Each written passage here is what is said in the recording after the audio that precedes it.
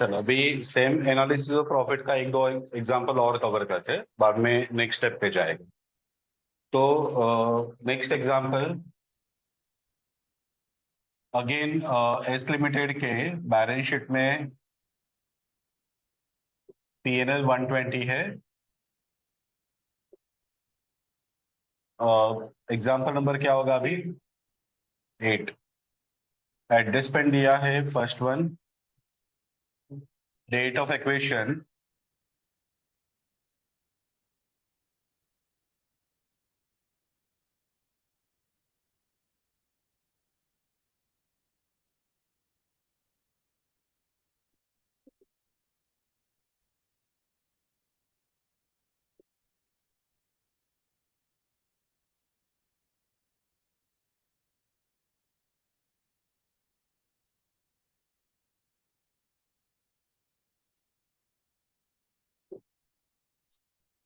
ठीक है।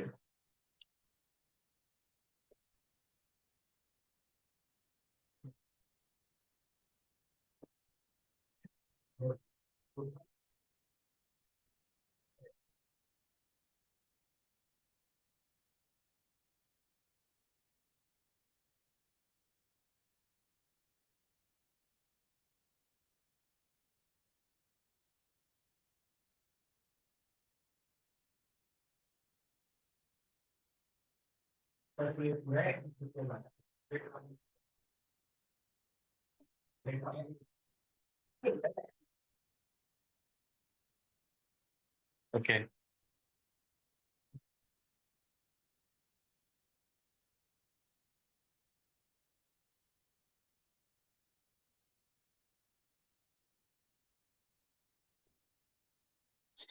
इस पे बेसिकली क्या हो रहा है कि अभी का जो बैलेंस है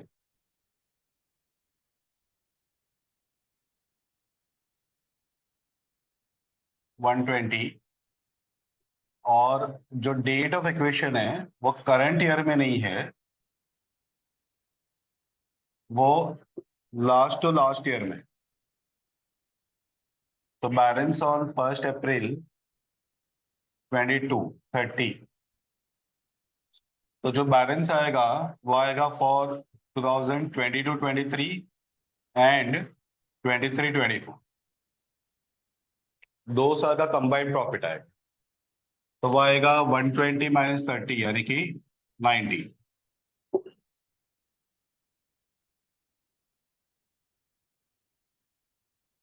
अब इसको दोनों को पहले 2 साल में डिवाइड करना पड़ेगा। 22-23 का कितना एंड 23-24 का कितना। तो इफ नथिंग इज गिवन, हम लोग ऑलवेज अज्यूम करते हैं प्रॉफिट अक्रूड इवन भी।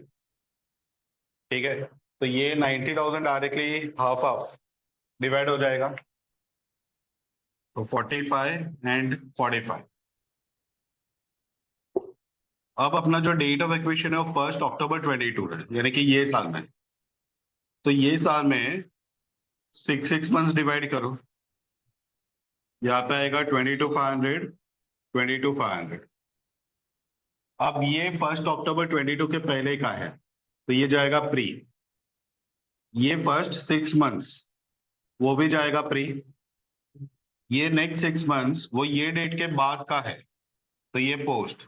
और ये तो पूरा साल ही पोस्ट में जाएगा, तो प्री में जाएगा 30 प्लस 22,500, 52,500। और बाकी है वो पोस्ट में जाएगा 22,500 प्लस 45।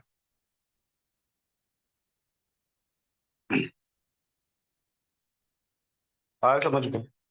ठीक है, अब तुम लोग बोलोगे कि पहले के साल का हम लोग क्यों ले रहे हैं, क्योंकि यहाँ पे कंसेप्ट तुम लोग को समझना है कि डेट ऑफ इक्वेशन एक बार वो शेयर एक्वायर किया तो फ्रीज हो गया।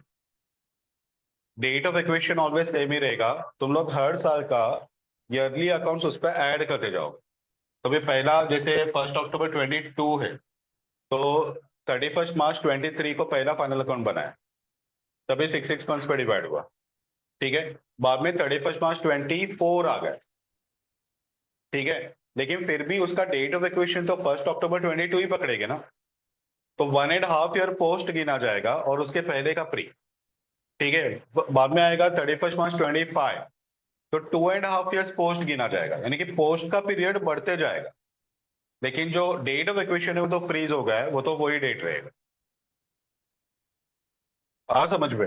तो आगे प्रैक्टिकल लाइफ में कैसे होता है कि अपना बैलेंस शीट ऑलरेडी अपना एक बनाया हुआ रहता है, जैसे 31 मार्च 2023 का हमने बनाया, तो वहां पे हमने 6 मंथ्स फ्री लिया रहेगा, 6 मंथ्स पोस्ट लिया रहेगा, वो एक बैलेंस शीट बन गया है। उसके बाद में जब 24 आएगा ना, तो ये सब एनालिसिस वापस नहीं होता है। ठीक है, 23-24 का जो भी प्रॉफिट है वो पूरा का पूरा पोस्ट ही है ना, तो डायरेक्टली पोस्ट प्रॉफिट में ऐड कर दो। यानी कि जीरो से जैसे अपन प्रोसेस बना फॉलो कर रहे हैं, वैसे जीरो से वापस प्रोसेस स्टार्ट नहीं होता है कि वापस पहले से एनालिसिस वगैरह करो। आगे का जो भी प्रॉफिट हो पोस्ट में ऐड करते जाओ। फ्री का पार्ट तो सेम ही है, वो तो चेंज होगा ही नहीं। आज समझ में, थे एक एक साल का जो प्रॉफिट है वो सिर्फ अपने को ऐड करना रहता है। असेट्स एंड लायबिलिटीज चेंज होता है, नया खरीदते हैं बेचते हैं वगैरह, करंट एसेट करंट लायबिलिटी वगैरह चेंज होता है, वो सिर्फ चेंज करना है। प्रॉफिट वाला जो एलिमेंट है वो सिर्फ आगे ऐड करते जाना है और पोस्ट में ही ऐड करना है। क्लियर? ठीक है, तो ये एक हो गया। अब इसके आगे का मैं एग्जांपल नेक्स्ट वाला जो दे रहा हूं उस पे ये पॉइंट सेम रहेगा। एक और बताऊंगा मैं। PNL on 1 April 23 was ₹50,000। ठीक है, ये एक एडिशनल एडजस्टमेंट है। पहले तो लोग यहाँ तक का एग्जाम्पल 8 उस पर ये वाला नहीं है, थर्ड वाला नहीं है, उसका ये सॉल्यूशन है, ये कंप्लीट करो, बाद में ये वाला एग्जाम्पल 9 करके लिखो और उसको सॉल्व करने को ट्राई।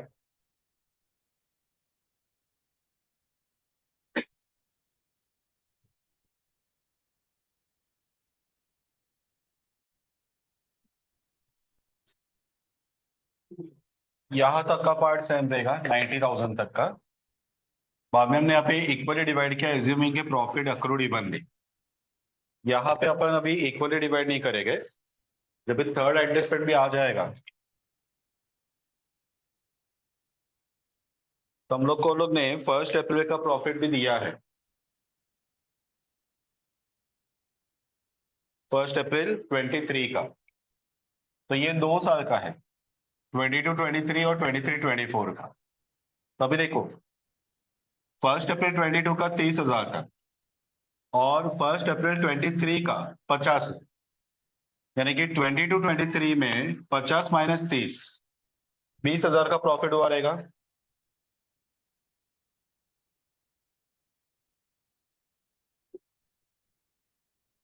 और सेम लाइन पे 23 का 50 और 24 का 120, 50 और 120। ठीक है, ओपनिंग क्लोजिंग दोनों पता है, तो 120 माइनस 50 यानी कि 70। अब ये 70 प्लस 20 मिला के 90 एग्जैक्टली मैच हो रहा है। अब इस पे दोनों को 6 6 मंथ्स लेना पड़ेगा, तो ये आएगा 10 और 10। ये प्री, ये भी प्री, ये पोस्ट और ये भी पोस्ट। तो पोस्ट में आ जाएगा 80 और प्री में आ जाएगा 40।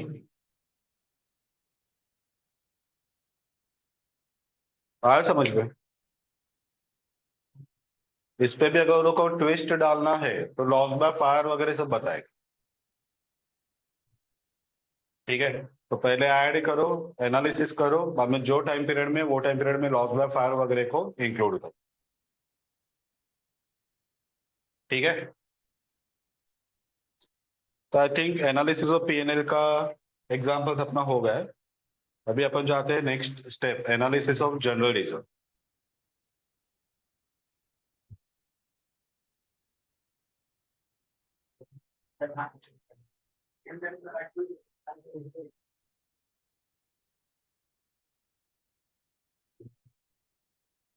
एक और लेना है।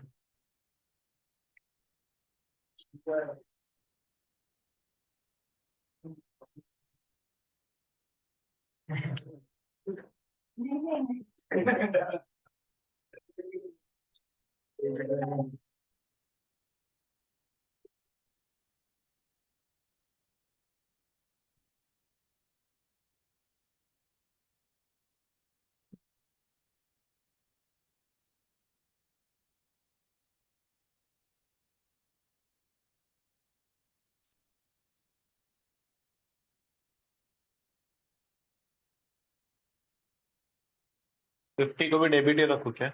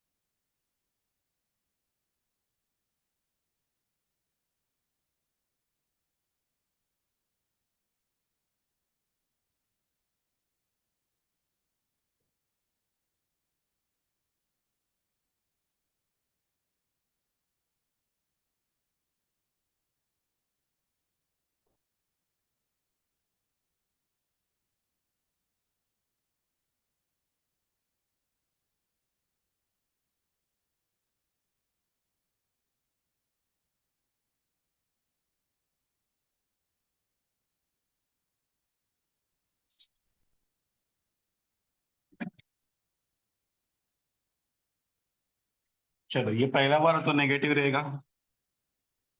तो यहाँ पे 120 माइनस -30, यानी कि 150। ठीक है, ये माइनस में है, ये भी माइनस पे है। तो 50 माइनस -30 यानी कि 50 प्लस 30 यानी कि -20। और -20 का 6 6 मंथ्स, -10 -10। ठीक है, और यहाँ पे 120 माइनस -50, तो ये हो जाएगा 170, ये पूरा का पूरा पोस्ट। तो -40 ये जाएगा प्री, और 170 और -10 यानी कि 160 पॉजिटिव ये जाएगा पोस्ट। ठीक है, लॉजिक वही रहेगा, सिर्फ साइन चेंज हो रहा है।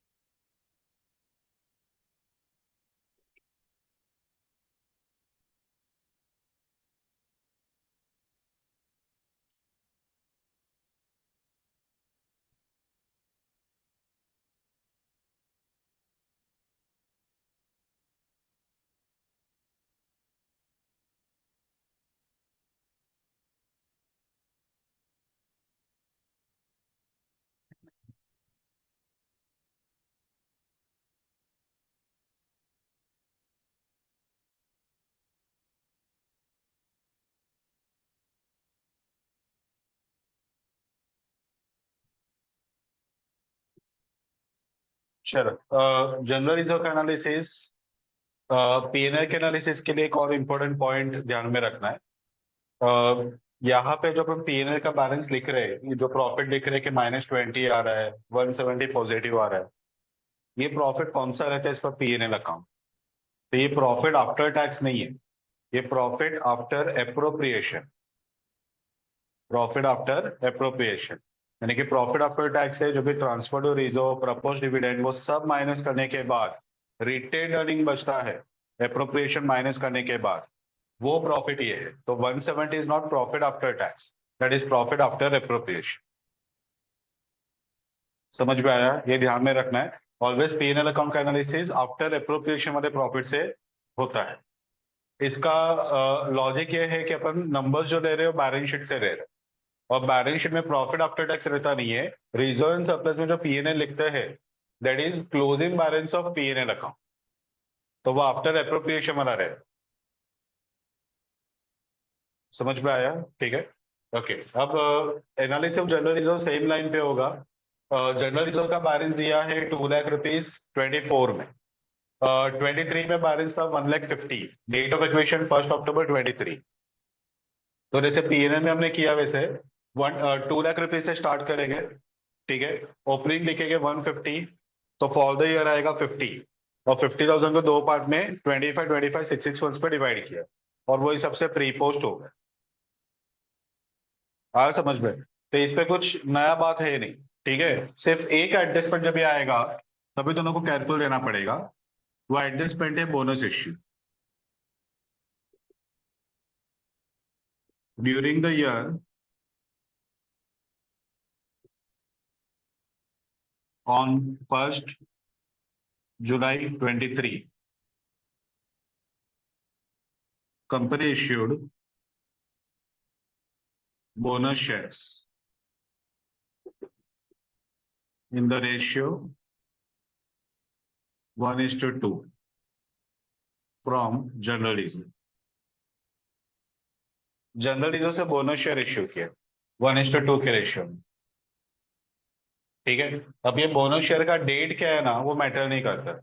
तो बोनस शेयर 1 जुलाई के जगह पे 1 अप्रैल दिया रहेगा, 1 जुलाई दिया है, 1 अक्टूबर दिया है, 1 दिसंबर दिया है, या 31 मार्च दिया, ठीक है, उससे कोई फर्क नहीं पड़ता है।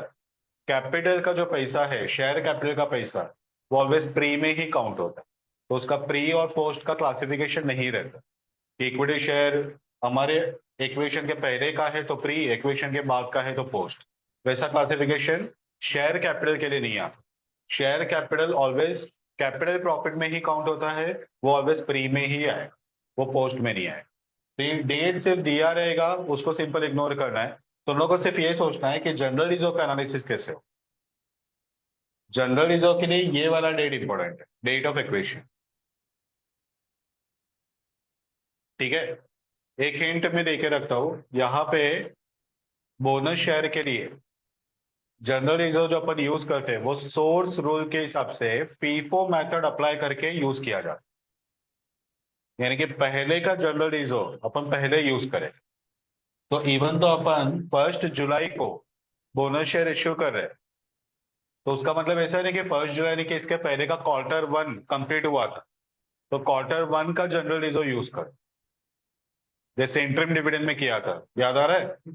तो यहाँ पे ऐसे नहीं रहता, यहाँ पे source rule based on FIFO apply करना है, यानी कि जो पुराना जनरल रिजर्व है वो पहले यूज करो, वो खत्म हो गया, बाद में करंट जनरल रिजर्व को यूज करना स्टार्ट।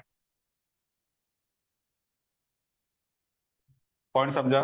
ठीक है। तो ये डेट इसलिए मैं बोला कि इंपॉर्टेंट नहीं है, क्योंकि अगर इंटरिम डिविडेंड रहता ना, तो ये डेट पे से अपन सोर्स डिसाइड करते हैं कि Q1 है, Q2 है, 3 है या 4 है। ठीक है। लेकिन यहाँ पे तो अपने को फीफो मेथड ही अप्लाई करना है, यानी कि पहले का ही जनरल रिजर्व अपने को कंपलसरी यूज करना है। ठीक है, चलो ट्राई करो पहले तुम लोग।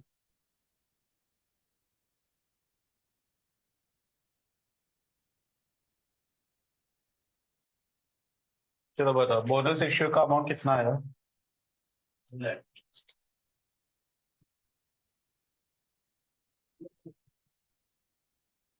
150 या 1 लाख?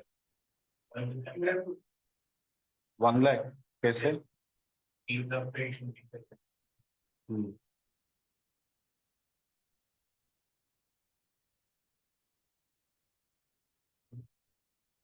हम्म। 2 पे 1 बोनस।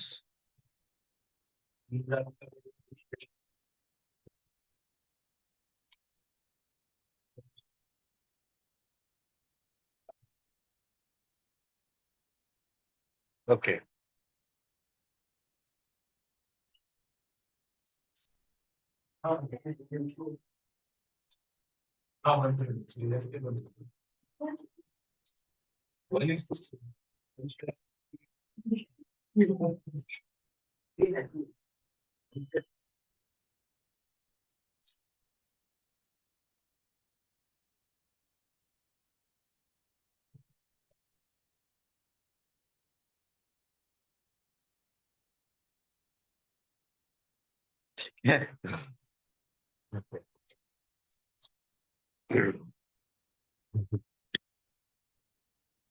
चलो।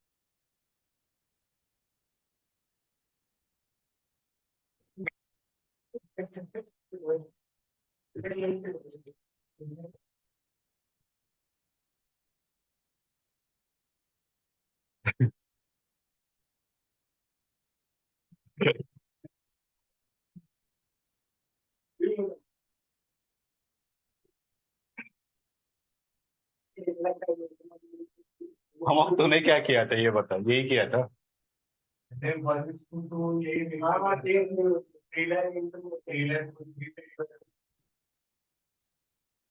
लेकिन 3 से डिवाइड करने का रीजन क्या?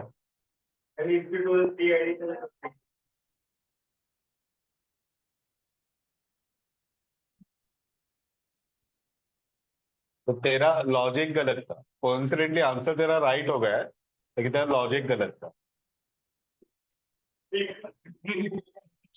ओके। चलो, फर्स्ट ऑफ ऑल ये जो बैलेंस शीट का डेट है वो 31 मार्च 24 का है। बोनस इश्यू 1 जुलाई 23 को हुआ था, यानी कि बोनस शेयर अभी रिकॉर्ड करना बाकी नहीं है, वो तो ऑलरेडी इश्यू हो चुका है, बुक्स पे रिकॉर्ड हो चुका है। ठीक है, तो अपन से बैक वर्किंग करके ये फाइंड करने को ट्राई करें कि बोनस के पहले जनरल रिजर्व कितना था, बाद में कितना आ रहा है वगैरह। ठीक है, तो बोनस शेयर अभी इश्यू नहीं करना है, तो 3 लाख पे बोनस शेयर नहीं दे रहे। ठीक है, बोनस शेयर से पहले अपना कैपिटल रहेगा 2 लाख का। ठीक है, बोनस शेयर से पहले कैपिटल रहेगा 2 लाख का। वो 2 लाख के ऊपर 2:1 अप्लाई किया, तो 1/2, ठीक है, ऑफ 2 लाख, तो वो आएगा 1 लाख। और बोनस के बाद अपना कैपिटल हो जाएगा 3 लाख। वही 3 लाख अपने बैलेंस शीट में दिख रहा है। So this 3 lakh is after bonus issue, इसके ऊपर वापस बोनस मत दो। समझ में आया? तो ये पहला पॉइंट था जहाँ पे स्टूडेंट्स का मिस्टेक होता है। अब एनालिसिस कैसे होगा? तो जनरल रिजर्व ऑन 31 मार्च 24, 2 लाख का बैलेंस है। जनरल रिजर्व ऑन 1 अप्रैल 23 को हम लोग को दिया था 1,50,000। तुम लोग को मैंने अभी बताया कि हम लोग बोनस के लिए सोर्स रूल अप्लाई करते हैं बेस्ड ऑन फीफो। ठीक है, तो ये 150 में से ही हमने ये 1 लाख का बोनस शेयर इश्यू किया रहेगा, ओपनिंग से इश्यू करेंगे। ठीक है, तो इसमें से माइनस करो बोनस इश्यू 1 लाख, तो बैलेंस बाकी रहेगा 50। ठीक है, क्लोजिंग का बैलेंस है 2 लाख, यानी कि फॉर द ईयर कितना क्रिएट हुआ? तो 2 लाख -50, यानी कि 150। डेट ऑफ इक्वेशन 1 अक्टूबर है, तो इसको 6 मंथ्स पर डिवाइड करो, 75 एंड 75। प्री में जाएगा 50 + 75, 125, और पोस्ट में जाएगा 75। तो पहले तो लोग को ये समझना है कि बोनस शेयर ऑलरेडी इश्यूड हो चुका है और वो ऑलरेडी बुक्स पे अकाउंटेड है। तो तुम लोग जो सिस्टम फॉलो करने को जा रहे थे वो पहले बोनस शेयर इश्यू अब भी कर रहे हो, यानी कि तुम लोग अभी एंट्री पास करोगे, तुम लोग का जनरल रिजर्व वगैरह सब चेंज करो। लेकिन ये चेंज नहीं करना है, ऑलरेडी वो एंट्रीज पास हो चुका है। सिर्फ हम लोग वो ट्रांजेक्शन को रिप्रोड्यूस कर रहे हैं, ये जानने के लिए कि प्री में कितना आएगा, पोस्ट में कितना है।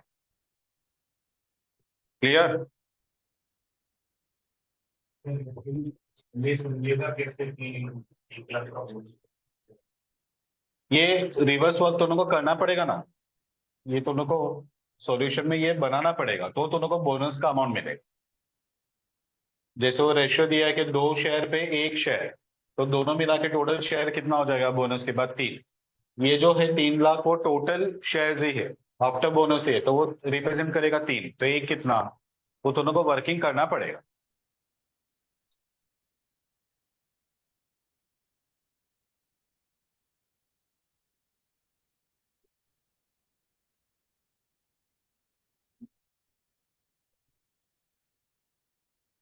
हो गया? सॉरी, अभी लिखना स्टार्ट किया। अ, जो लोग का हो गया वो लोग नेक्स्ट एग्जाम्पल स्टार्ट करना।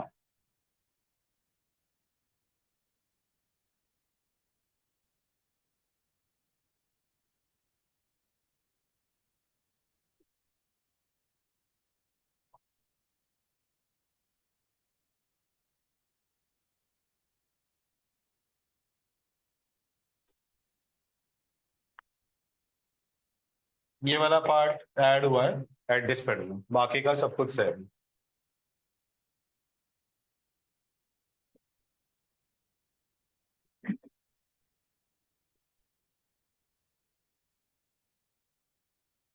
अब क्योंकि bonus issue is not yet accounted by S limited, यानी कि 3 लाख जो है वो आफ्टर बोनस इश्यू नहीं है, वो बिफोर बोनस इश्यू का ही है।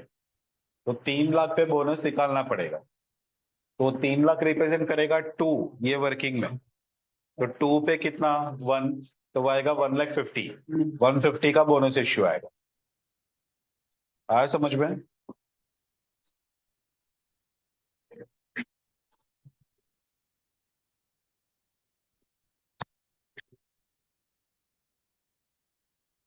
तो 3 लाख ये है, तो 1 आएगा 1,50,000, और टोटल अगर निकालना है तो हो जाएगा 4,50,000। वैसे इसका कुछ अभी काम नहीं। ठीक है, एनालिसिस अगर किया तो ये 150 कहाँ से अपन देंगे, यहां से देंगे, तो ये हो जाएगा 0, और ये 2 लाख, 2 लाख को 6 6 मंथ, 1 लाख 1 लाख।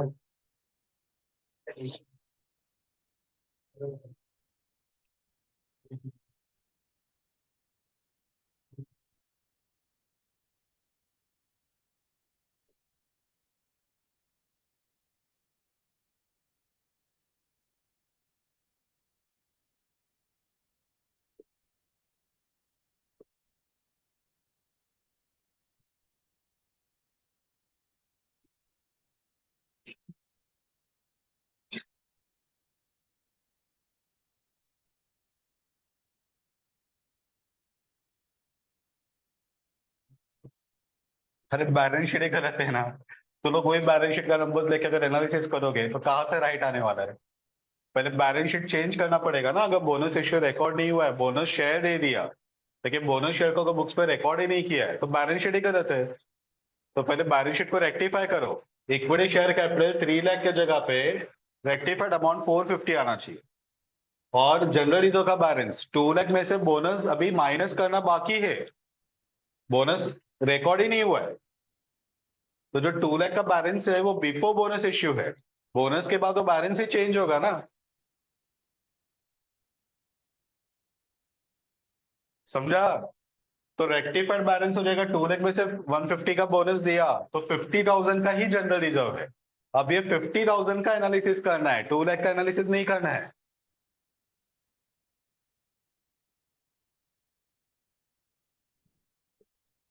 पता चला क्या हो रहा है।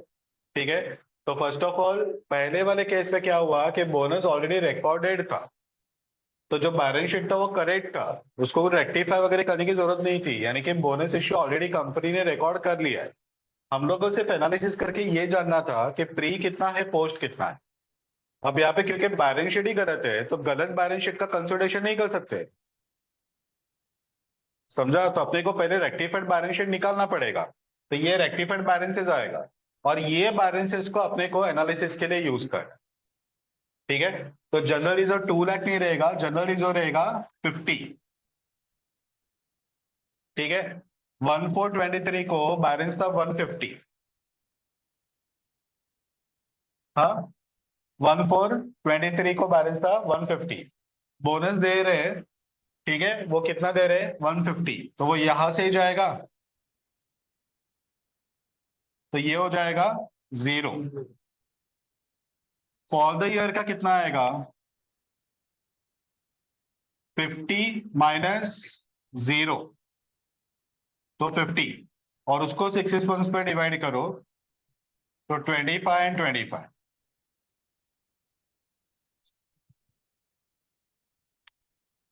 पता चला। ठीक है, तो प्री में जाएगा 25, पोस्ट में जाएगा 25।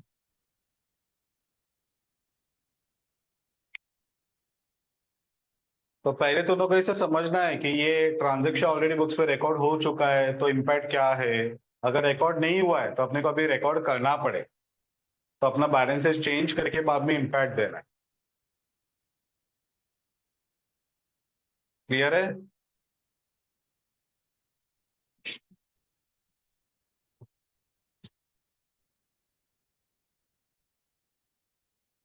अपना जो नेक्स्ट स्टेप नहीं बोल सकते इसको, एक नेक्स्ट जो पार्ट है वो अपने को कवर करना है रिगार्डिंग डिविडेंड। डिविडेंड से रिलेटेड अपने को एक पॉइंट पहले सीखना है। अभी डिविडेंड वैसे तो हमने वो एनालिसिस ऑफ पीएनएल के टाइम पे मैंने काफी सारा बता दिया था। तो हम लोग यहाँ पे जो बात कर रहे हैं डिविडेंड की, वो फाइनल डिविडेंड की बात कर रहे हैं। ठीक है, इंटरिम डिविडेंड की बात नहीं कर रहे। तो फाइनल डिविडेंड जब भी रहेगा,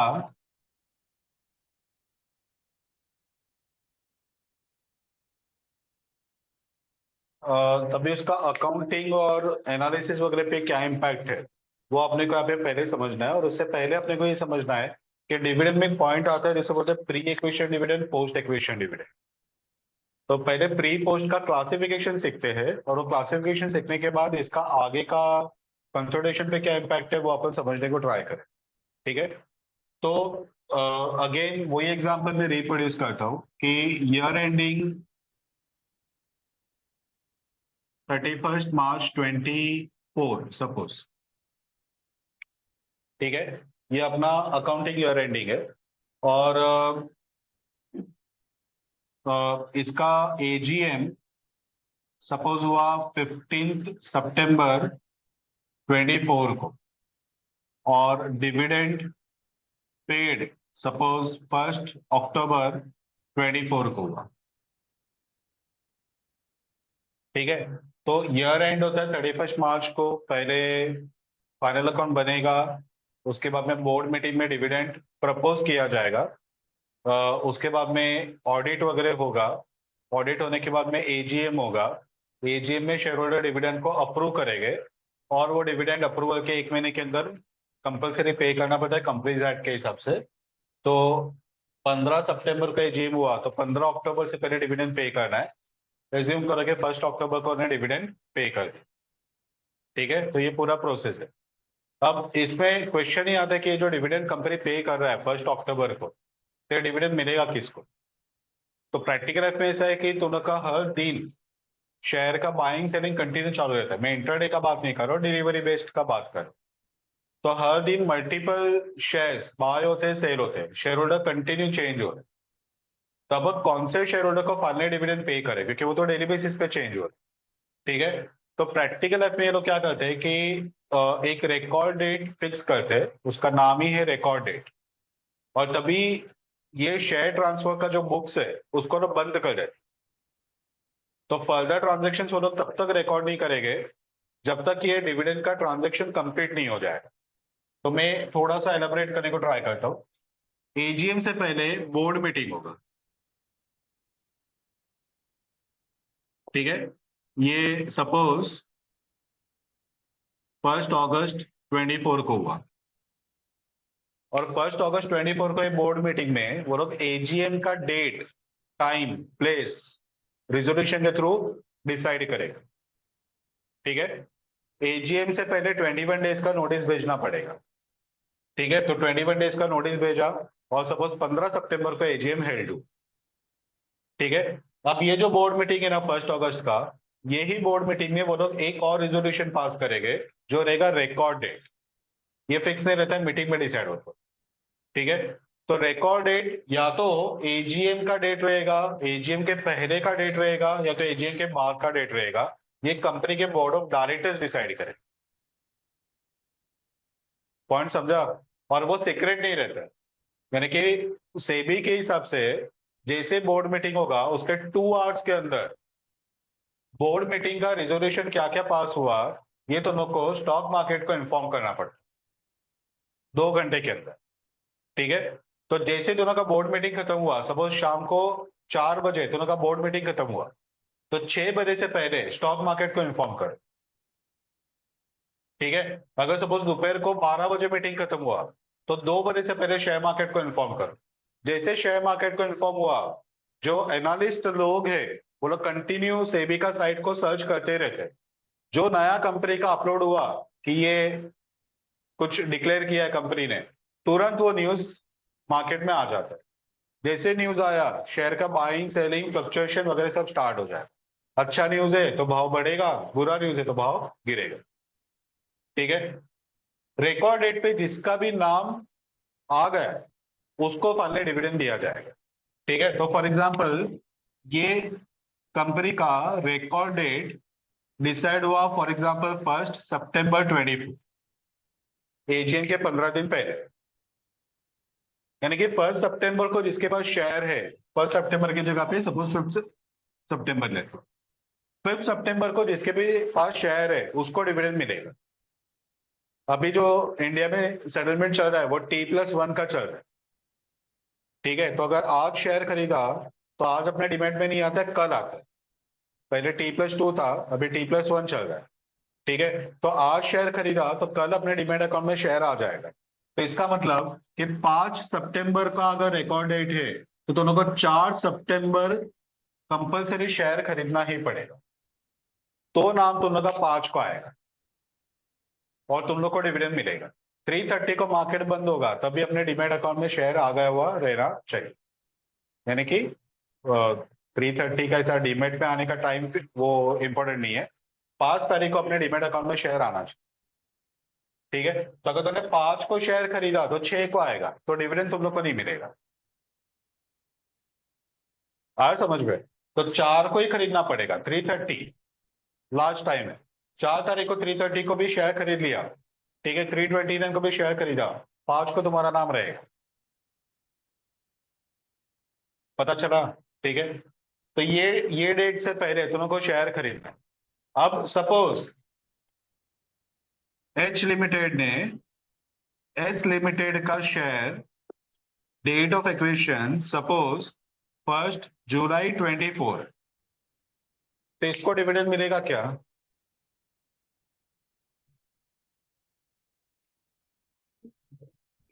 मिलेगा ना। ये डेट से पहले शेयर खरीदना है, यानी कि ये तो जस्ट मैंने पूरा प्रैक्टिकल लाइफ के हिसाब से बताया। बाकी जो रिकॉर्ड डेट है वो 5 सितंबर है, 5 सितंबर से पहले अगर शेयर खरीद लिया तो उसको डिविडेंड मिलेगा। तो यहाँ पे एच लिमिटेड को डिविडेंड मिलेगा। ठीक है, अब पॉइंट ये है कि डिविडेंड तो मिलेगा, तो इसको ये डिविडेंड को क्या ट्रेड करे, प्री एक्विजिशन ट्रेड करे या पोस्ट एक्विजिशन ट्रेड करे? ठीक है, तो तुम लोग को ये केस में 2-3 चीजों को ध्यान में रखना है। पहला, डेट ऑफ एक्विजिशन 1 जुलाई 24 है, यानी कि ईयर 24-25 है। डिविडेंड पे कर रहे हैं 1 अक्टूबर 24 को, यानी कि 24-25 में डिविडेंड पे कर रहे हैं। लेकिन डिविडेंड कौन से ईयर का पे कर रहे हैं? 23-24 का पे कर रहे हैं। ठीक है, तो ये डेट पे अगर हमने शेयर खरीदा 24-25 में खरीदा, और जो डिविडेंड का पीरियड है वो 23-24 का है, तो हमने जब ये शेयर खरीदा उसके पहले के पीरियड का डिविडेंड अपने को मिल रहा है। समझा? और ये डिविडेंड को हम लोग बोलते हैं प्री एक्विजिशन डिविडेंड। हमारे शेयर खरीदने के पहले का प्री एक्विजिशन, उसके पहले के पीरियड का डिविडेंड। और ये अभी कोरिलेट करने को ट्राई करो, जो तुम लोग को मैंने स्टार्टिंग में एग्जांपल बताया था। मैंने फ्लैट ओपन किया और घर में सामान था, वो सामान मुझे मिल गए जबकि मैंने उसके लिए पैसा नहीं दिया था। तो मैंने 1 जुलाई को शेयर खरीदा, मैंने शेयर का पैसा दिया और मुझे बैठे बैठे उसके पहले के पीरियड का डिविडेंड मिला, जबकि वो टाइम में मेरे पास शेयर था ही नहीं। तो कंपनी ने हार्डवर्क किया, कंपनी ने प्रॉफिट कमाया, मैं बाद में शेयर होल्डर बना, लेकिन फिर भी मुझे प्रॉफिट से हिस्सा मिला। तो मुझे वो गिनना पड़ेगा प्री एक्विजिशन प्रॉफिट।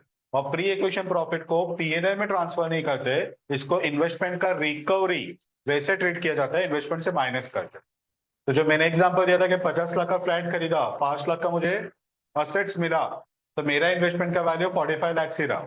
तो सेम वे मैंने जो भी प्राइस में शेयर खरीदा उस पर से इतना डिविडेंड मिला, वो रिकवर हो गया मेरा कॉस्ट, तो मेरा कॉस्ट ऑटोमेटिकली कम होगा। ये अपन इन्वेस्टमेंट के सामने एडजस्ट करेंगे, पीएनएल में ट्रांसफर नहीं करेंगे। क्लियर है? लॉजिक समझा सभी को? ठीक है, तो अभी प्री का ट्रीटमेंट अलग है अकाउंट्स पे और पोस्ट का ट्रीटमेंट अलग है। इसके लिए पहले अपने को ये सीखना है कि अपने आइडेंटिफाई करें कि प्री एक्विजिशन डिविडेंड कौन सा है और पोस्ट कौन सा है। तो हमने प्री के लिए प्री का अकाउंटिंग फॉलो करो, पोस्ट के लिए पोस्ट का अकाउंटिंग फॉलो। ठीक है, चलो। तभी मैं क्या कर रहा हूँ, एक डेट ऑफ इक्वेशन का टेबल बनाता हूँ। वो टेबल तुम लोग को डिसाइड करना है कि इसमें से कौन सा डेट के हिसाब से प्री गिना जाएगा और कौन सा डेट के हिसाब से पोस्ट गिना जाएगा। डिविडेंड फॉर द ईयर 31 मार्च 24 ही रहेगा, यानी कि डिविडेंड का डेट, डिविडेंड का जो पीरियड है वो 23-24 ही है। डेट ऑफ इक्वेशन में चेंज करूंगा, तुम लोग को उसके हिसाब से प्री पोस्ट बता। क्लियर है?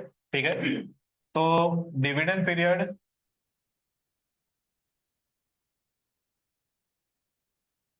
23-24 यानी कि 1 अप्रैल 23 टू 31 मार्च 24। ठीक है, date of acquisition pre post.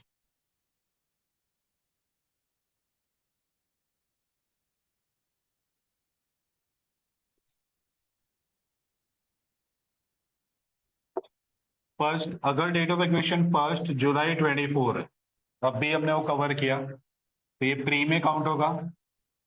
ठीक है, सेकंड, अगर डेट ऑफ एक्विजिशन 1 अप्रैल 24, 31 मार्च 24, 1 जनवरी 24, 1 अक्टूबर 23, 1 जुलाई 23, 1 अप्रैल 23, 1 जनवरी 23, 1 अप्रैल 22।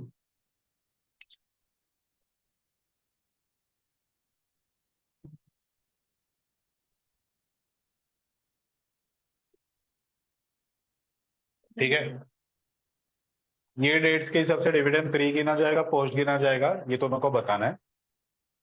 ठीक है, 2 मिनट का टाइम लो, सोचो, बाद में आंसर एक साथ बताओ। 1424 प्री पोस्ट प्री, 31 मार्च 24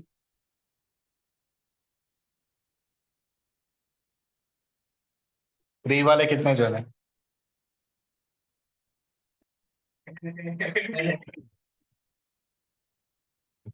तो मेजोरिटी के हिसाब से मैं लिखता हूँ 1124।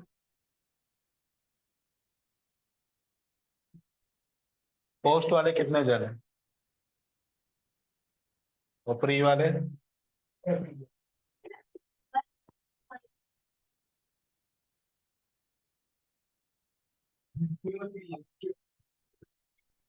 ये 1423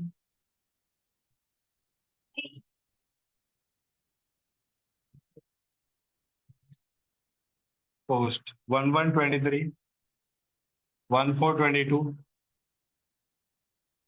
अब ये बीच के जो है उसमें प्रॉब्लम।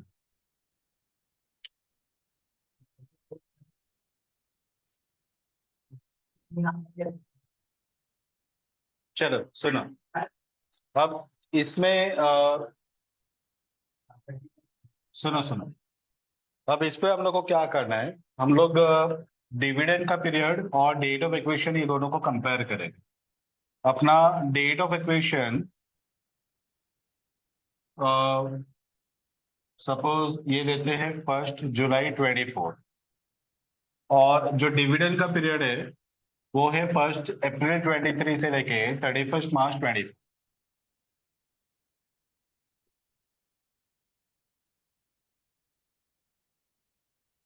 ठीक है, ये अपना डिविडेंड का पीरियड है।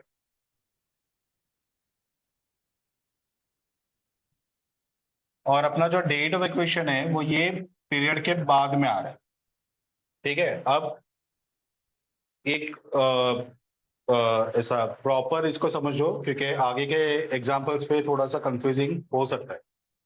तो तुम लोग को जैसे वो अर्जुन का निशाने लगाने के लिए वो एक द्रोणाचार्य जब भी, हाँ, आग आग के ऊपर ध्यान देना है। ठीक है, तो वो स्टोरी है ऐसा कि वो द्रोणाचार्य ने अपने सभी शिष्यों को बुलाया और बोला कि वहां पे एक पंछी रखा हुआ है, उस पर निशाना लगाना है। तो एक एक को पूछना स्टार्ट किया, आपको क्या दिख रहा है? बोले कि मुझे पेड़ दिख रहा है, उस पर पंछी बैठा है, ठीक है, और उसको मुझे निशाना लगाना है। उन्होंने दूसरे को बोला उसको क्या दिख रहा है? बोलता है मुझे पंछी दिख रहा है, आपके चरण दिख रहे हैं। थोड़ा टीचर को मुझको मारना रहता है, तो आपके चरण दिख रहे हैं, वो पंछी दिख रहा है, पेड़ दिख रहा है वगैरह। बाद में अर्जुन का नंबर आया, अर्जुन को पूछा क्या दिख रहा है? बोलता मुझे सिर्फ वो पंछी का आंख दिख रहा है और कुछ नहीं दिख रहा। ठीक है, तो तुम लोग को पंछी का आंख यानी कि इसके ऊपर नजर रखना है, इसके ऊपर नहीं। तो ऐसे नहीं बोलना है कि ये पीरियड के बाद ये डेट आया तो पोस्ट एक्विजिशन। ठीक है, तुम लोग को ऐसे बोलना है कि ये डेट के पहले ये पीरियड आ रहा है या ये डेट के बाद में ये पीरियड आ रहा है। तो तुम्हारा नजर ये डेट पे रहना चाहिए, ये टाइम पीरियड पे नहीं। ठीक है, टाइम पीरियड को हिलाओ। डेट वहां पे रखो। समझ में आया? ठीक है। तो ये अगर 1 जुलाई 24 है तो ये जो डिविडेंड का टाइम पीरियड है वो ये डेट के पहले का है। ठीक है, तो अपन इसे बोलेंगे प्री इक्वेशन। समझ में आया? ठीक है, तो ये प्री में गए। अब 1 अप्रैल 24 आया। ठीक है, तो ये डिविडेंड का जो टाइम पीरियड है 31 मार्च 23, और ये 1 अप्रैल 24 है। सॉरी, 1 अप्रैल 31 मार्च 24। तो अगेन ये जो टाइम पीरियड है वो ये डेट के पहले का है, तो क्या गिना जाएगा? प्री। ठीक है, तो ये भी राइट है। अब अगर डिविडेंड, सॉरी, जो डेट ऑफ इक्वेशन है वो 31 मार्च 24 ही है। ठीक है, यानी कि वो ये टाइम पीरियड में ही फॉल हो रहा है, लेकिन ये टाइम पीरियड के एंड में हो रहा है। और डिविडेंड में ऑलवेज रूल है कि डिविडेंड अगर उन्होंने डिक्लेयर किया सपोज 10% या 15% या 20%, तो वैसे नहीं देखिए 10% फॉर 3 मंथ्स, 10% फॉर 2 मंथ्स, जैसे इंटरेस्ट में होता है। ठीक है, इंटरेस्ट में वो लोग जब इंटरेस्ट देते हैं तभी टाइम पीरियड को कैलकुलेट करके देते हैं। डिविडेंड फ्लैट रहता है, डिविडेंड में कभी ऐसा नहीं आता कि 10% पर एनम। वो बाय डिफॉल्ट पर एनम ही रहता है, वो पूरे साल का ही रहता है। आया समझ में? तो अगर quarterly dividend, suppose interim dividend declare किया 20% का, तो लोग ऐसे नहीं करेंगे 20% इंटू पहला क्वार्टर खत्म हुआ तो इंटू 3/12। 20% वो फ्लैट है, जितना भी कैपिटल है उसके ऊपर 20% ले लो, वो डिविडेंड पे किया, और वो 20% पूरा 3 महीने का ही है।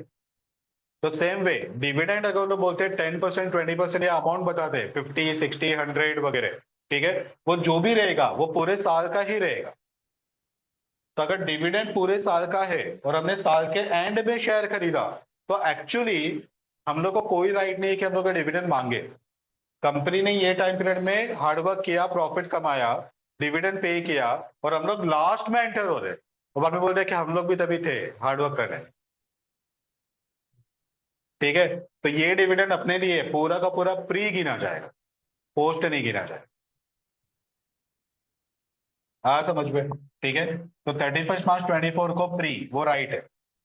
अब अपना डेट ऑफ इक्वेशन यहां पे है 1 जनवरी 24। तो कंपनी ने ये पीरियड का डिविडेंड दिया, और ये पीरियड में ये डेट को हमने शेयर एक्वायर किया। इसका मतलब कि हमने शेयर एक्वायर करने के अंदर हमने 3 महीना हार्डवर्क किया, तो 3 महीने का तो प्रॉफिट अपना बनता है ना, मिलना चाहिए। तो ये 3 महीने का जो डिविडेंड है ये गिना जाएगा पोस्ट, और जो बाकी के 9 मंथ्स का डिविडेंड है वो गिना जाएगा प्री। इसको स्प्लिट करना पड़ेगा, पूरा का पूरा पोस्ट या पूरा का पूरा प्री में नहीं है। समझ में आया? तो 1/1/24 में 9 मंथ्स प्री है और 3 मंथ्स पोस्ट है। ठीक है, वैसे ही सेम वे 1 अक्टूबर 23, तो बताओ 6 मंथ्स प्री, 6 मंथ्स पोस्ट। यहां पे भी मैं लिख सकता हूं, अभी दोनों को कंसेप्ट समझ में आया है। यहाँ पे पूरा 12 प्री, पोस्ट में 0। ठीक है, वैसे 1/7/23 प्री में कितना? 3, एंड 9 मंथ्स पोस्ट। 1/4/23 प्री कुछ नहीं, पूरा 12 मंथ्स पोस्ट। अभी नेक्स्ट एग्जांपल में क्या हो रहा है कि हमारा जो डेट ऑफ इक्वेशन है ना वो यहां पे है। ठीक है, 1 जनवरी 23 ये अपना डेट ऑफ इक्वेशन है, और ये डेट को अपन कंपनी के शेयर होल्डर बन गए। कंपनी ने ये टाइम पीरियड का डिविडेंड दिया, तो ये पीरियड में अपन अवेलेबल थे क्या हार्डवर्क करने के लिए? यस थे, तो ऑब्वियसली अपने को पैसा मिलना ही चाहिए। तो ये पूरा का पूरा आएगा पोस्ट, और 1/4/22 से 1 साल पहले खरीदा तो भी आएगा पोस्ट। समझा? यानी कि अगर डिविडेंड पीरियड में अगर तुम लोग शेयर खरीदते हो तो मंथ वाइज डिवाइड करो। अगर डिविडेंड पीरियड के बाद में शेयर खरीदा और डिविडेंड का हिस्सा लेने को आए तो प्री इक्वेशन। अगर डिविडेंड पीरियड के पहले ही हमने शेयर खरीद लिया था तो पूरा का पूरा पोस्ट। कंसेप्ट समझा? ठीक है, तो तुम लोग का नजर इसके ऊपर रहना चाहिए और ये टाइम पीरियड को ये डेट से कंपेयर कर, ये डेट को ये टाइम पीरियड से कंपेयर किया तो आंसर उल्टा आता है कि ये प्री हो गया है, ये डेट के पहले आया है, वैसे नहीं। समझा? अर्जुन कहा कि यहाँ पे रहना चाहिए और ये टाइम पीरियड को ये डेट से कंपेयर करना है। ये पीरियड कभी आता है? ये डेट के बाद आता है, तो पोस्ट। क्लियर है? चलो, तो ये कंसेप्ट हुआ प्री एंड पोस्ट इक्वेशन। ठीक है, एडवाइजेबल लिखिए, टेबल लिख के रखो। ये ऐसे ही, ये कुछ लिखने की जरूरत नहीं है, सिर्फ ये टेबल लिख के रखो और ये चार्ट जिस पे लगेगा वो केस के लिए लिख के रखो।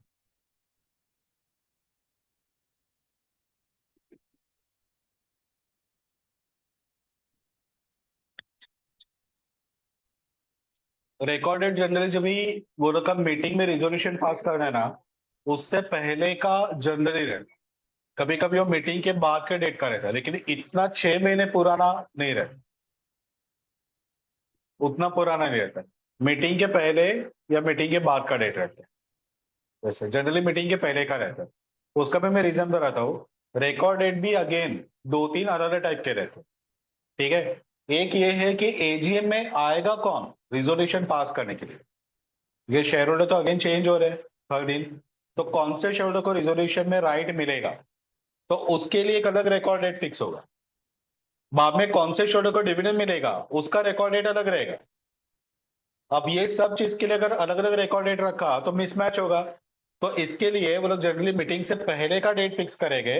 वो डेट पे जो है ना, उसको नोटिस भी मिलेगा, वो रिजोल्यूशन में पार्टिसिपेट भी करेगा और उसको डिविडेंड भी मिलेगा।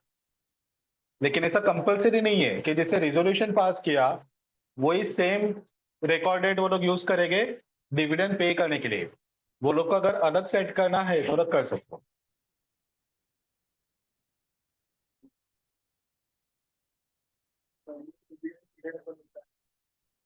डिविडेंड पेमेंट जो पेड है, वहाँ का पीरियड निकालना है कि रिकॉर्ड डेट से वहाँ का पीरियड क्यों दे देंगे? नहीं, सुनो, अब अगर सपोज तुम लोग को जो सब में दिया रहता है मैं वो बताता हूँ। अब ये तो मैंने पूरा प्रैक्टिकल लाइफ का बताया। सब में वो लोग डिविडेंड पेड का डेट बताए। ठीक है, वो पेड से पहले रिकॉर्ड डेट रहेगा। और जैसे मैंने बताया कि वो 6 6 महीने पुराना रिकॉर्ड डेट नहीं रहता है, एग्जैक्टली उसके आसपास का ही एक आध महीने के टाइम गैप का ही टाइम वो पीरियड रहता है। ठीक है, तो जो डिविडेंड पे किया वो ईयर ले लो, जो साल में डिविडेंड पे किया डिविडेंड उसके पहले के साल का है। तो अगर 1 अक्टूबर 24 को डिविडेंड पे किया, यानी कि ईयर है 24 25, तो उसका डिविडेंड रहेगा 23 24 का। अगर डिविडेंड पे किया 1 जुलाई 23 को, तो 23 24 फाइनेंशियल ईयर में डिविडेंड पे हुआ, तो डिविडेंड रहेगा 22 23 का, एक साल पुराना। उसके पहले का जो 31 मार्च रहेगा वो ईयर एंड रहेगा। इंट्रिम में से नहीं होगा, इंट्रिम में करंट ईयर का ही रहेगा। तो उस पर दोनों को क्वार्टर कौन सा है वो आइडेंटिफाई करना है। तो जो दोनों को मैंने एग्जाम देने पे बताया था एनालिसिस के टाइम पे, तो उस पर कौन सा क्वार्टर है ये आइडेंटिफाई करना है, ईयर आइडेंटिफाई नहीं करना है।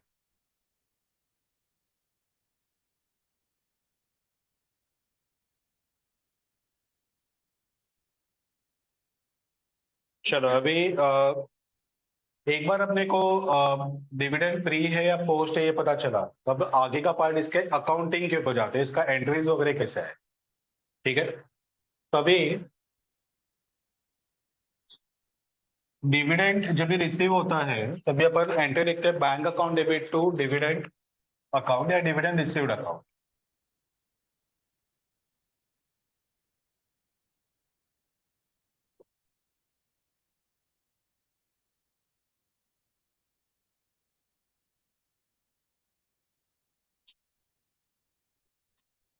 जो एक नॉर्मल अकाउंटेंट है, प्रोफेशनल अकाउंटेंट नहीं है, वो सिंपल ये डिविडेंड को पीएनएल में डाल देगा। सेकेंड एंट्री लिखेगा dividend received to PNL, PNL के क्रेडिट में चला जाएगा। ठीक है, लेकिन बीइंग प्रोफेशनल अकाउंटेंट ऑब्वियसली तुम लोग से ये एक्सपेक्ट किया जाएगा कि तुम लोग को डिविडेंड का पहले टाइप पूछना है कि ये प्री है या पोस्ट है। प्री का अकाउंटिंग एंट्री अलग है, पोस्ट का अकाउंटिंग एंट्री अलग है। ठीक है, तो ये एंट्री हम लोग पहला पास करेंगे। दूसरा, ट्रांसफर डिविडेंड, अगर ये डिविडेंड प्री एक्विजिशन है तो ये dividend account debit, dividend received account debit to investment में जाएगा। इफेक्ट क्या होगा? लेस फ्रॉम इन्वेस्टमेंट, इन्वेस्टमेंट से माइनस होगा। समझ में? दूसरा, पोस्ट एक्विजिशन डिविडेंड, अगर ये डिविडेंड पोस्ट एक्विजिशन है तो ये डिविडेंड पीएनएल में चला जाएगा। इफेक्ट क्या होगा? एड इन पीएनएल, पीएनएल का बैलेंस बढ़ेगा। पीएनएल क्रेडिट है, उसको क्रेडिट करोगे तो उसका बैलेंस बढ़ेगा, प्रॉफिट बढ़ेगा। और इन्वेस्टमेंट असेट है यानी कि डेबिट है, उसको क्रेडिट करोगे तो बैलेंस कम होगा। अब ये राइट एंट्री पहले तुम लोग को पता रहना चाहिए, ठीक है? तो पहले तुम लोग को डिविडेंड कौन से टाइप का है वो आइडेंटिफाई करना है। वो आइडेंटिफाई करने के बाद में उसका करेंट एंट्री क्या है वो तुम लोग को रिकॉल करना है। और बाद में तुम लोग को सम चेक करना है कि कंपनी ने अकाउंटिंग क्या किया, ठीक है? अगर सपोज डिविडेंड प्री एक्विजिशन है तो पहले तुम लोग याद करोगे कि प्री एक्विजिशन कहां पे जाता है, तो वो इन्वेस्टमेंट में जाता है। अब तुम लोग सम रीड करोगे, ठीक है? और उस पर लिखा है कि dividend received by H limited is credited to PNL account. मैं क्या बोला समझ में आया? पहले तुमने डिविडेंड को आइडेंटिफाई किया, तुम लोग को पता चला कि डिविडेंड प्री है सपोज, तो पहले राइट एंट्री तुम लोग याद करो।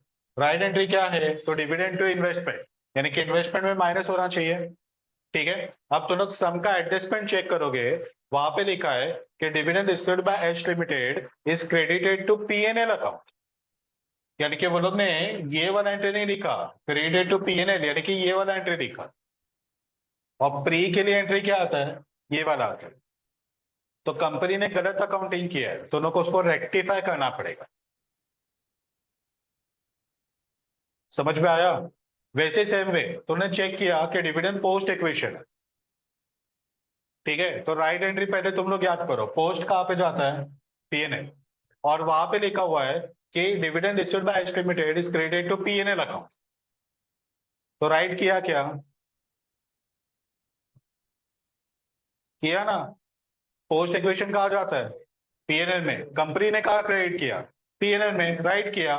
तो हम लोग को कुछ रेक्टिफिकेशन नहीं करना है, सीधा अपने को आगे बढ़ना है। वो लोग को रेक्टिफिकेशन रिक्वायर्ड है कि नहीं, जस्ट ये अपने को चेक करना है।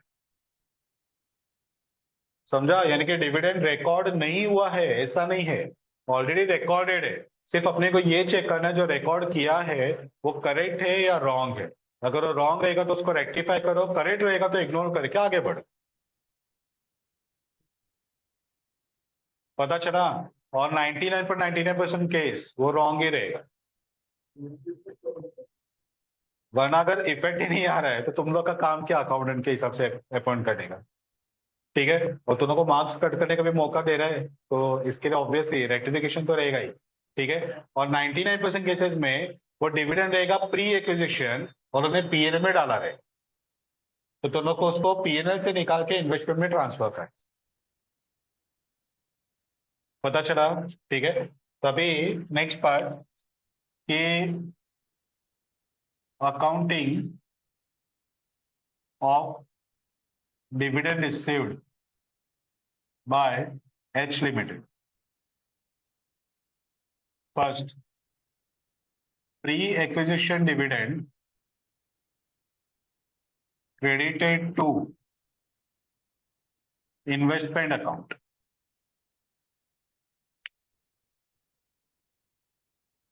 रेक्टिफिकेशन रिक्वायर्ड है, प्री एक्विजिशन है, इन्वेस्टमेंट में जाना चाहिए, उन्होंने कहाँ पे क्रेडिट किया है? इन्वेस्टमेंट, ठीक है? तो ये करेक्टली रिकॉर्डेड, नो रेक्टिफिकेशन,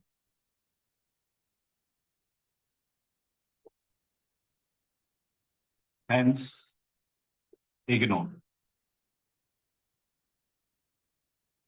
आया समझ में? Second, pre equation dividend credited to PNL. बताओ राइट है रॉन्ग है? रॉन्ग है, रेक्टिफिकेशन करना पड़ेगा। तो रेक्टिफिकेशन एंट्री, वो लोग ने पीएनएल को क्रिएट किया है और हम लोग को पीएनएल के जगह पे इन्वेस्टमेंट को क्रिएट करना है। तो पीएनएल गलत क्रिएट हुआ तो उसको अभी डेबिट कर दो, रिवर्स। तो पीएनएल चला गया और इन्वेस्टमेंट को क्रिएट कर दो। एंट्री क्या बनेगा? PNL to investment. इफेक्ट क्या होगा? जब भी पीएनएल को डेबिट करोगे तो पीएनएल बढ़ेगा या कम होगा? तो लेस फ्रॉम कंसोलिडेटेड पीएनएल, ये कंसोलिडेटेड क्यों लिख रहा हूं बाद में समझेगा तुम लोग को। और दूसरा लेस फ्रॉम इन्वेस्टमेंट। ठीक है, इन्वेस्टमेंट बोला तो पीसी होता, शेयर खरीदते वो अपने लिए पीसी है ना।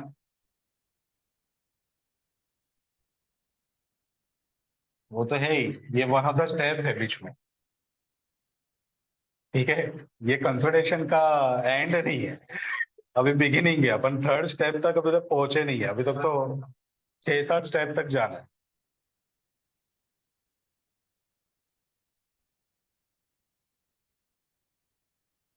यहां तक क्लियर है? चलो तीसरा, post equation dividend credited to PNL.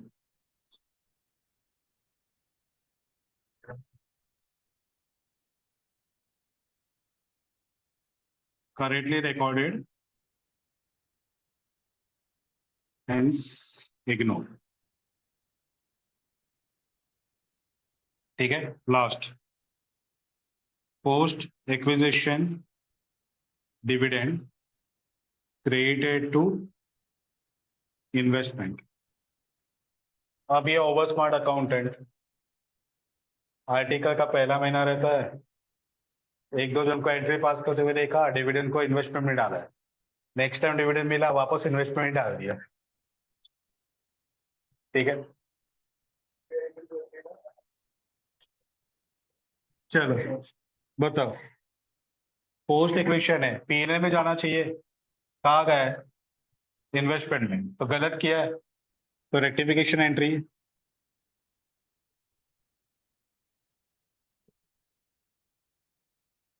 Investment to PNL. Investment create हुआ है, उसको कैंसिल करने के लिए डेबिट, और पीएनएल को क्रिएट करना बाकी है तो उसको क्रेडिट। ठीक है, इसका इफेक्ट क्या होगा? इन्वेस्टमेंट को डेबिट कर रहे हैं तो इन्वेस्टमेंट बढ़ेगा।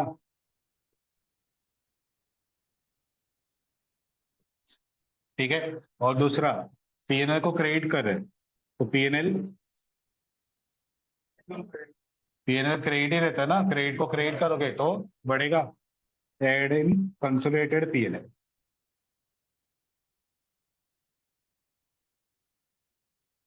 हाँ समझ गए? तो ये पूरा जर्नी वापस एक बार फास्ट ट्रैक में, तुम लोग को सिर्फ एक छोटा सा लाइन दिया रहेगा, डिविडेंड का एक एडजस्टमेंट रहेगा, और उससे इतना बड़ा अपना एक डिस्कशन का टॉपिक निकला। ठीक है, तुम लोग को बैलेंस शीट दिया है 31 मार्च 24 का। ठीक है, एक एडजस्टमेंट दिया रहेगा जो रहेगा डेट ऑफ एक्वेशन का, और एक एडजस्टमेंट रहेगा जहाँ पे लोग बताएंगे कि ड्यूरिंग द ईयर कंपनी पे dividend for the year ended 31 मार्च 24। या तो ऐसे डायरेक्ट लिख देंगे, या तो लोग लिखेंगे कि during the year on 1 October company paid dividend.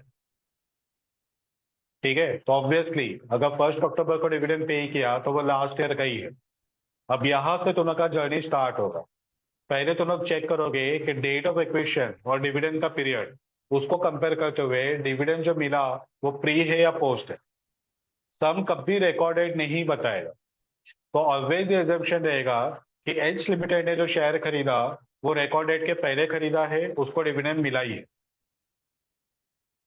तो ये प्रैक्टिकल लाइफ में अपने को ये रिकॉर्ड डेट वगैरह देखना पड़ता है कि उसको डिविडेंड मिला रहेगा कि नहीं मिला रहेगा। बाकी तुम लोग को ऑलवेज यही एजम्पशन रहेगा कि एच को डिविडेंड मिला ही है, उसने क्या अकाउंट किया जस्ट वो अपने को देखना। ठीक है, तो अपन पहले ये चेक करेंगे कि डेट ऑफ इक्वेशन और डिविडेंड के पीरियड के हिसाब से वो प्री है या पोस्ट है। प्री पोस्ट के बाद अपन उसका राइट एंट्री खुद याद करेंगे। दूसरों को रेक्टिफाई करने से पहले खुद को अकाउंटिंग आना चाहिए।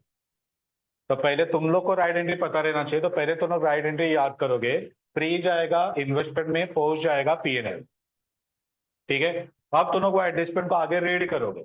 वही एडजस्टमेंट में आगे लिखा हुआ रहेगा कि H limited has created the dividend received to either PNL और इन्वेस्टमेंट। तुम लोग को चेक करोगे कि वो राइट है या रॉन्ग है। राइट है तो इग्नोर करो, रॉन्ग है तो रेक्टिफाई करो। ये रेक्टिफिकेशन किसको करना पड़ेगा, एच को या एस को? एच को, क्योंकि एच ने गलत एंट्री लिखा है। एस तो डिविडेंड पे करने का एंट्री लिखेगा, वो डिविडेंड रिसीव करने का एंट्री नहीं लिखेगा। समझ में आया? ठीक है, तो एच ये डिविडेंड को या तो रेक्टिफाई करेगा या तो नहीं करेगा, वो डिपेंड है कि उसे राइट पास किया कि रॉन्ग पास किया। रॉन्ग पास किया तो रेक्टिफाई करना है, बाकी इग्नोर करना है। आया समझ में? अब ये हो गया एच का पार्ट। एस क्या करेगा? एस सिंपल डिविडेंड पे करता है। अब वो सामने वाले के लिए प्री है या पोस्ट है वो इन्वेस्टर देखेगा। एस के लिए तो उसका प्रॉफिट था जो वो यूज करके डिविडेंड पे कर रहा है। तो हम लोग को सिर्फ एस का पीएनएल का एनालिसिस लिखने के टाइम पे ये जो डिविडेंड लास्ट ईयर का पे कर रहे हैं वो ओपनिंग से पे करोगे या करंट प्रॉफिट से पे करोगे? ओपनिंग से। तो लोगों को मैंने वो एनालिसिस और पीएनएल में एग्जांपल लिखवाया था। ठीक है, तो अगर डिविडेंड लास्ट ईयर का है, फाइनल डिविडेंड है, तो वो ओपनिंग से पे होता है। और जो भी ओपनिंग से पे होता है ना उसको पहले ऐड करके बाद में लेस नहीं करना। ठीक है, वो डायरेक्टली ओपनिंग से माइनस कर देना है, पहले ऐड वगैरह कुछ करना नहीं। ऑटोमेटिकली फॉर द ईयर मिलेगा, उसको 6 मंथ्स वगैरह में डिवाइड कर। ठीक है, अगर इंट्रीम रहेगा यानी कि जो करंट ईयर के प्रॉफिट को अफेक्ट कर रहा है उसको कंपलसरी पहले ऐड करना है बाद में लेस करना। पता चला? तो एस के लिए कॉम्प्लिकेशन नहीं है, एस के लिए सिर्फ ओपनिंग से माइनस कर देना है। कॉम्प्लिकेशन है जो हमने सीखा ये एच के लिए था। एच का अकाउंटिंग राइट है या रॉन्ग है ये अपने को चेक करना। क्लियर? चलो, तो ये एंट्रीज लिख दो। ठीक है, उसके नीचे accounting in the books of H limited करके लिख दो।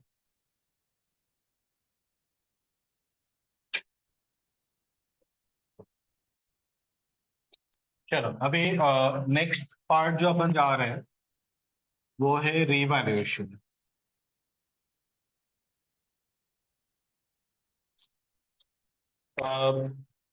वापस थोड़ा सा बैकग्राउंड अमालगमेशन में अपने को जाना पड़ेगा। अमालगमेशन में जब अपन एनएपीसी डिफरेंस लेते हैं, ठीक है, तो एनए में अपन fair value of asset minus fair value of liability लेते हैं। ठीक है, अब ये जो fair value of asset minus fair value of liability लेते हैं तो क्या सेलिंग कंपनी के बुक में हम लोग उसको रिवैल्यू करते हैं क्या? अपन नहीं करते, सिर्फ एनएपीसी डिफरेंस पे रिवैल्यूड अमाउंट लिखते हैं। परचेजर के बुक में रिवैल्यूड अमाउंट ही ट्रांसफर होता है। और सेलर का तो अकाउंट वैसे भी अपने को क्लोज करना है, तो अपन रियलाइजेशन अकाउंट में बुक वैल्यू ट्रांसफर करते हैं। याद आया? पूरा कंप्लीट टेक ओवर वाले केस में अपन ये करते थे, यानी कि रेगुलर अमालगमेशन में ये अपन फॉलो कर रहे थे। अब यहाँ पे क्या है कि एच ने एस का शेयर खरीदा है, पूरा कंपनी नहीं खरीदा है कि एस लिमिटेड बंद हो जाए। ठीक है, तो एच जब भी एस का शेयर खरीदेगा, सपोज ये खरीदा 1 अक्टूबर 23 को, तो अपने को N A fair value of asset minus fair value of liabilities करके लेना। ठीक है, और ये एन ए कभी का रहेगा? ऑन 1 अक्टूबर 23 का रहेगा। ठीक है, हम लोग को सब में अभी जो बैलेंस शीट दिया रहेगा एस का, वो दिया रहेगा 31 मार्च 24 का। और ये बैलेंस शीट में असेट्स एंड लायबिलिटीज है। अब मेरा क्वेश्चन ये है कि ये जो 31 मार्च 24 का बैलेंस शीट दिया है इसका, उसमें बुक वैल्यू रहेगा कि फेयर वैल्यू रहेगा?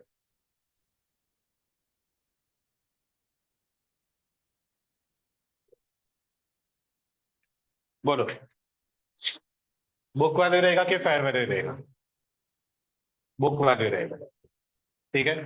अब अगर सपोज ये एस लिमिटेड का 1 अक्टूबर को शेयर किसी ने खरीदा, तो उसके पास क्या रीजन है कि मेरा शेयर किसी और शेयर होल्डर ए के पास था, शेयर होल्डर बी के पास चला गया? शेयर अगर चेंज हुआ, शेयर होल्डर अगर चेंज हुआ, तो कोई रीजन नहीं कि लोग अपने एसेट्स एंड लायबिलिटीज को रिवैल्यू करें। जब भी इसका शेयर एच खरीदता है, तो एच के पास रीजन है कि एक नया कंसोलिडेटेड बुक्स ओपन कर। एस का तो रेगुलर लाइफ चल रहा है ना, सिर्फ उसका ऑनर चेंज हुआ है, शेयर होल्डर चेंज। तो एस के बुक में कोई रीजन ही नहीं है कि लोग एसेट्स एंड लायबिलिटीज को रिवैल्यू करें। वो लोग का रेगुलर अकाउंटिंग जैसे चल रहा था वैसे चलते जाएगा। मार्च में फाइनल अकाउंट बनेगा और उसमें सब कुछ बुक वैल्यू पे ही रहेगा। इतना समझा? ठीक है। तो अभी हम लोग को ये करना है कि हम लोग को गुडविल कैपिटल रिजर्व फाइंड करने के लिए 1 अक्टूबर का एनए कंपेयर्ड विद पीसी और एनसीआई, तो आएगा गुडविल कैपिटल रिजर्व, ये अपने को चाहिए। ठीक है। तो एनए कौन सा चाहिए? तो अपने को फेयर वैल्यू वाला चाहिए। तो अपने को असेट्स एंड लायबिलिटीज को रीवैल्यूड अमाउंट पे लेके आना पड़ेगा। तो अपने को दिया हुआ है बुक वैल्यू, ठीक है, और वो भी कौन से डेट का दिया है? 31 मार्च का दिया है। तो अपने को बैक डेटेड जाना पड़ेगा, 1 अक्टूबर को जाना पड़ेगा, और 1 अक्टूबर को ये असेट एंड लायबिलिटी का फेयर वैल्यू फाइंड करना पड़ेगा। ठीक है।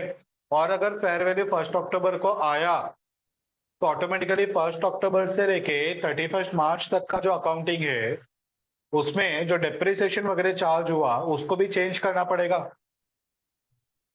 अगर तुम 1 अक्टूबर को असेट्स को रीवैल्यू करोगे, ठीक है, तो 1 अक्टूबर के बाद का डेप्रिसिएशन वो रीवैल्यूड अमाउंट के ऊपर जाना चाहिए ना। समझ में आया? तो अपने को वो 1 अक्टूबर के बाद का डेप्रिसिएशन भी चेंज करना पड़ेगा। ठीक है। यानी कि इन शॉर्ट समरी क्या है? समरी ये है कि 31 मार्च का जो एस का बैलेंस शीट दिया है वो बुक वैल्यू पे है। अपने को 1 अक्टूबर अकाउंटिंग बैकवर्क करके जाना पड़ेगा। 1 अक्टूबर को ये असेट्स एंड लायबिलिटीज को फेयर वैल्यू पे लेके आना पड़ेगा। ठीक है। जब भी अपन 1 अक्टूबर को असेट्स एंड लायबिलिटीज का वैल्यू चेंज करेंगे, तो ऑटोमेटिकली 1 अक्टूबर से लेके 31 मार्च का जो डिप्रिसिएशन है उसको भी अपने को चेंज करना पड़ेगा। क्लियर है? ठीक है। तो अभी रीवैल्यूएशन में अपन दो पार्ट सीखने वाले हैं, रीवैल्यूएशन ऑफ फिक्स्ड असेट और revaluation of current asset and current liabilities. ठीक है। तो अभी अपन पहला पार्ट स्टार्ट कर रहे हैं, revaluation of fixed asset. Suppose तुम लोग को एस लिमिटेड का बैलेंस शीट दिया है 31 मार्च 24। उसमें सपोज बिल्डिंग है, सपोज 180,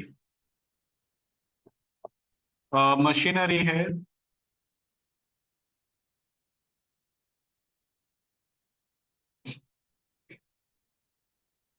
240। ठीक है।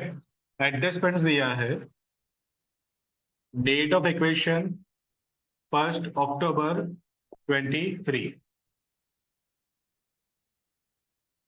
depreciation on building at the rate of 10%, machinery at the rate of 20%। ठीक है। ये इंफॉर्मेशन अपने को सब में दिया हुआ है। अब अपने को रिवैल्यूएशन का इफेक्ट फाइंड करने के लिए पहले मार्च का जो बैलेंसेस है उससे 1 अक्टूबर के बैलेंसेस पे जाना पड़ेगा। ठीक है।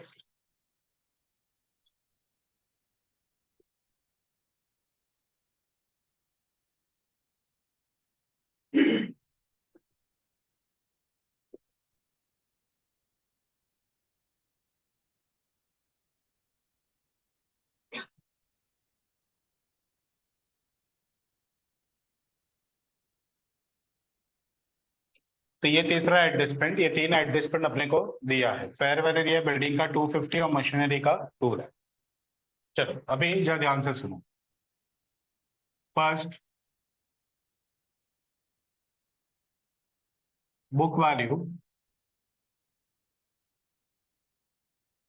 On 1st October 23।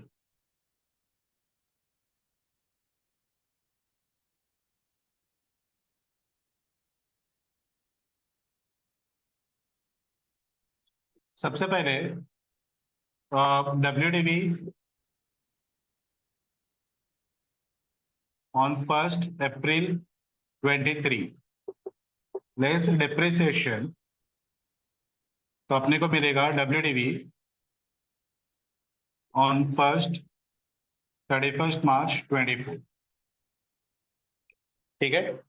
अब अगर बिल्डिंग 100 है 1 अप्रैल को, तो डिप्रिसिएशन बिल्डिंग का 10% है, तो 10 आएगा, यानी कि WDV आएगा 90 और WDV अभी कितना है 180, तो 180 रिप्रेजेंट करेगा 90। 180 पे डिप्रिसिएशन मत लेना, वो ऑलरेडी डिप्रिसिएशन माइनस करने के बाद का वैल्यू। ठीक है, तो 180 वो 90 है।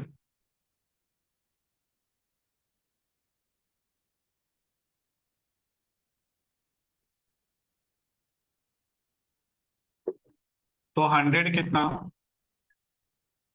2 लाख और डिप्रिसिएशन आएगा 20,000। इतना समझा। वैसे सेम वे अगर यहाँ पे मशीनरी सपोज 100 है, तो डिप्रिसिएशन कितना है 20, तो ये आएगा 80। WDV कितना है 240, तो 240 वो 80 है, तो ये आएगा 3,60,000 का डिप्रिसिएशन। क्लियर। अब WDV on 1st April 23 2 lakh और 3 लाख।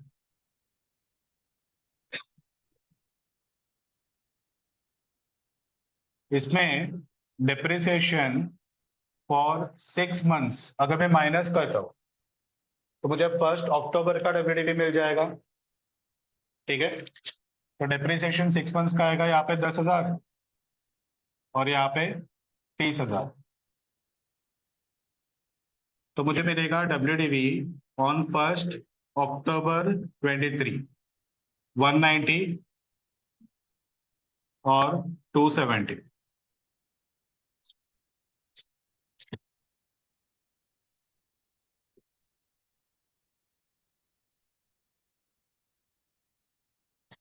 सबसे पहले मोस्ट इंपोर्टेंट रूल दोनों को कुछ याद करना है। रूल ये है कि fair value on date of acquisition will be considered for revaluation, that is on 1st October 23। तो अगर ये फेयर वैल्यू दोनों को कौन से डेट का है वो नहीं बताया, तो 1 अक्टूबर का ही एज्यूम करना है। समझ में आया। Number 2, revaluation date will be date of acquisition,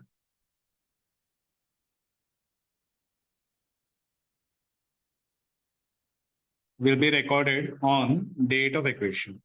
date of equation पे ही रिवैल्यूएशन होगा, उससे पहले नहीं उसके बाद में। यानी कि सबने बोला नहीं कि रिवैल्यूएशन करो या मत करो, लेकिन ये इंप्लाइड है कि उन्हें फेयर वैल्यू बताया, तो वो 1 अक्टूबर का ही फेयर वैल्यू रहेगा। Point number 1।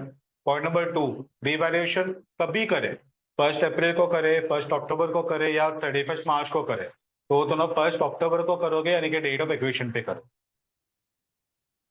ठीक है, तो दोनों को प्रॉफिट एंड लॉस फाइंड करने के लिए दो चीजों को कंपेयर करना है। WDV on revaluation date compared with revalued amount. ठीक है, और इसीलिए अपन 1 अक्टूबर का WDV यहाँ पे फाइंड किया। ठीक है, तो प्रॉफिट और loss equal to WDV on date of acquisition minus revalued amount, that is fair value. ये दोनों का डिफरेंस जो है वो प्रॉफिट और लॉस आएगा। तो दोनों को पहले डेट ऑफ एक्विजिशन का WDV फाइंड करना था, वो हमने फाइंड कर लिया। अब इसको अपन कंपेयर करेंगे विद 250 और 2 लाख, तो अपने को मिलेगा प्रॉफिट और लॉस। तो फेयर वैल्यू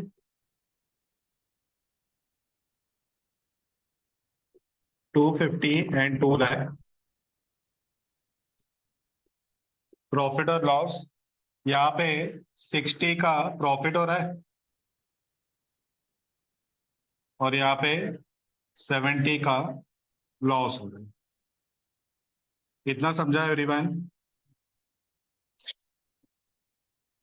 क्लियर है? ठीक है। अब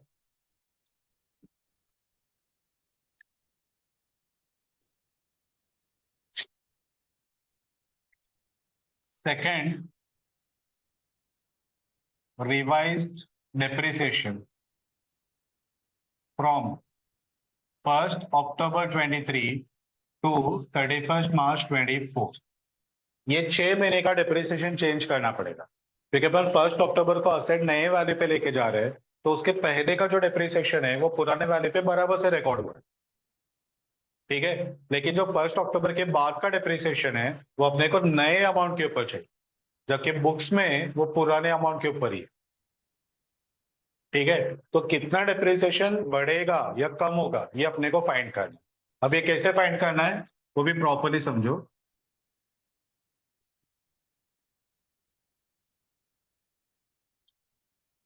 depreciation already recorded in books, already books पे कितना डिप्रिसिएशन रिकॉर्ड हो चुका है, तो हमने 20,000 पूरे साल का चार्ज किया था, यानी कि पहले 6 महीने का 10 और नेक्स्ट 6 महीने का 10, बराबर। तो पहले 6 महीने का तो बराबर है, तो फिर रिवैल्यूएशन हुआ नहीं था, तो वो 10 बराबर है। आगे के 6 महीने का जो 10 चार्ज किया है उसको अपने को अमेंड करना पड़े। ठीक है, तो 10,000 बिल्डिंग पे और 60 पहले 6 पूरे साल का है, तो इससे 30 पहले 6 महीने का रहेगा, 30 दूसरे 6 महीने का रहेगा।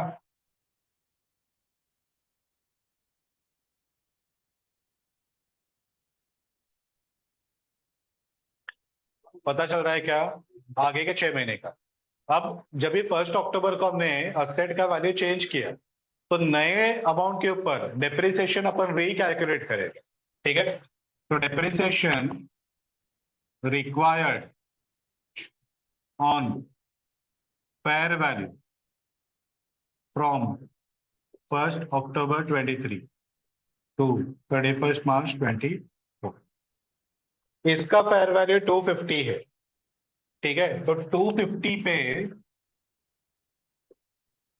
10% है 6 मंथ्स का। ठीक है, 25 नहीं 12,500 आएगा। ठीक है, और इसका फेयर वैल्यू 2 लाख है, 20% 6 मंथ्स के लिए 20,000 आएगा।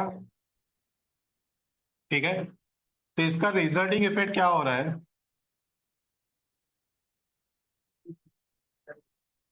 10 ऑलरेडी चार्ज है और अपने को डिप्रिसिएशन चाहिए 12,500, यानी कि 2,500 का एडिशनल डिप्रिसिएशन आएगा, या एडिशनल थोड़ा वर्ड कंफ्यूज कर सकता है, इंक्रीज डिप्रिसिएशन फॉर 6 मंथ्स। समझ में आया? और यहाँ पे हमने ऑलरेडी 30 चार्ज कर दिया है और हम लोग को चार्ज कितना करना है? 20, यानी कि 10,000 excess depreciation will be reversed। ठीक है, डेप्रिसिएशन को अपन कम करेंगे। पता चला वेरी वेल? ठीक है, इसका इफेक्ट क्या होगा? लेस फ्रॉम PNL, डेप्रिसिएशन बढ़ेगा तो प्रॉफिट कम होगा ना, और इसका इफेक्ट क्या होगा? एड इन PNL, डेप्रिसिएशन जो ऑलरेडी चार्ज है उसको अपन कम कर रहे हैं, तो एड इन PNL। अब स्टोरी यहाँ पे खत्म नहीं होता है, एक पॉइंट और है। पीएनएल का अपन एनालिसिस करते हैं और वो अपन डिवाइड करते हैं प्री और पोस्ट में। तो ये कौन से पीरियड में एडलेस होगा? पोस्ट में। 1 अक्टूबर के बाद का है ना, डेट ऑफ एक्विजिशन 1 अक्टूबर है, यानी कि ये दोनों भी इफेक्ट इन पोस्ट पीएनएल में देना है।